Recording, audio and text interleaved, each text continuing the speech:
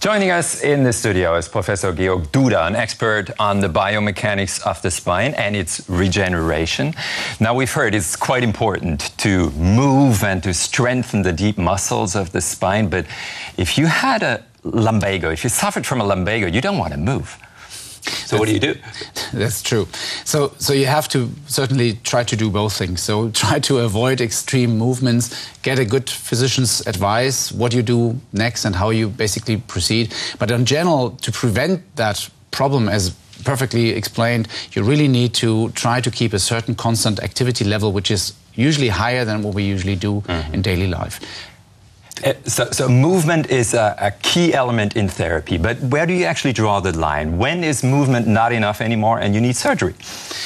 The key element is trying to get a balanced movement. And the point is when you need therapy or surgical intervention is when basically the movement capacities are not anymore fully available. For example, if a muscle is really degraded in such a mode that it simply cannot endogenously regenerate. You're a researcher. What do you do then?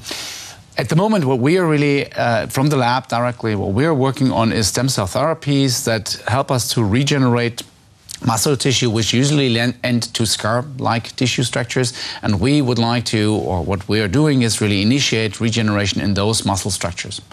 In model system, that works very nicely, and we just now entered a phase 1/2 clinical trial to see how far we can really go and really rescue muscle structures and avoid scar tissue formation in patients. And what do you actually do? How do you initiate that? How do you get the stem cells to the right tissue? It's actually very simple. Basically, we apply the stem cells adjacent to the cut or scar area where we would like to avoid an extension of scar tissue formation or even try to prevent scar tissue formation completely.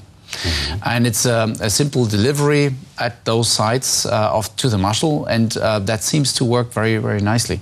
And that means for people especially who had prostheses and who had surgery there, they might heal a lot faster afterwards? And avoid that they have a lack of muscle capacity later on. But it certainly, if that proves as it looks at the moment, then it really provides a basis for any other interventions, for example, in the spine, really where we have larger muscle problems or where we try to initiate regeneration even in smaller muscle structures. And what about the bone structures? What about vertebra? Can you also maybe induce and help healing with biomedicine and stem cells?